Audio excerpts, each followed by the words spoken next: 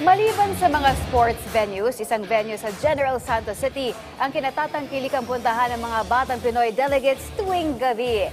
Kung ano ito, alamin natin sa report ng ating teammate na si Paulo Salamatin.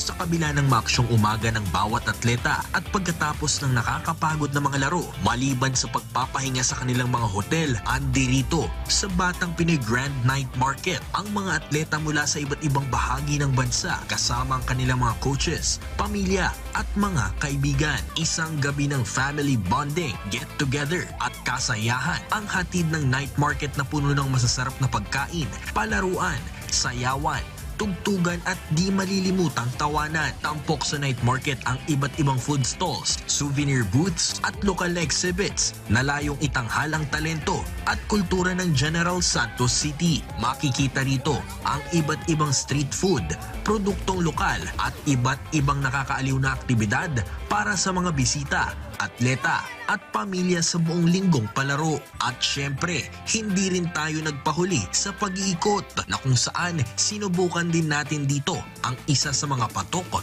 pinipilahan at paboritong snack ng mga atleta, ang Dragon's Breath. Isang malamig at matamis na snack na kung saan bawat kagat para kang umuusok na dragon. Guys, ito ang night market dito sa Oval Plaza, dito sa harap ng City Park Hotel, dito sa General Santos City.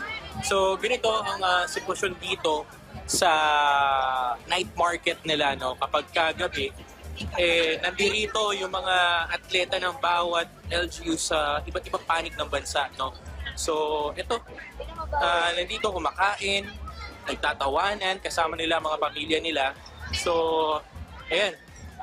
Masaya rito. Dito, kaliwat kanan, iba't ibang atleta mula sa iba't ibang LGUs ang makakasalamuhan mo rito. Mga Maraming mga iba't ibang uri ng pagkain na hindi pa namin natitikman. And then, maganda po yung view. Marami pong pagkain. Nakaka-good vibes. Very welcoming po ang mga tao dito. Maganda po, mababait yung mga tao. Bukod sa mga grupo ng mga atleta, ginawa namang family bonding ng pamilya Castillo mula sa Nueva Ecija ang kanilang pamamalagi sa Gensan upang suportahan ang kanilang anak sa swimming events ng Batang Pinoy. We, the Nueva Ecija Blue Sharks, and we love Gensan! First time namin sumali sa Batang Pinoy ngayon at very accommodating yung mga tao dito. Na-appreciate namin kung itong unang taon na kami inasali sa Batang Pinoy. And then yet itong bata namin, first time din yung ma-experience yung ganitong klase ng celebration. Napakapayak ng pamumuhay dito sa Gensan. Mura pa ang mga foods at masasarap. So okay naman. Ang ganda ng aming banding ng mga aking bunso. Actually, first time ko po mag-compete sa isang national game. Kaya talagang na-excite po ako. Na-feel ko po talaga, na-excite po talaga ako. Kasi first time ko po talaga mag-national. And medyo na-surprise po ako sa kung paano ganapin yung mga games na pang-national.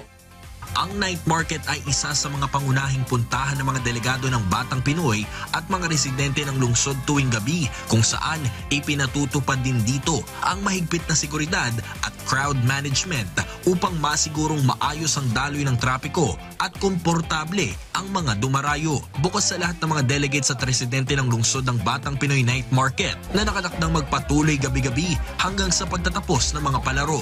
Paulo Salamatin para sa Atletang Pilipino, para sa Bagong Pilipinas.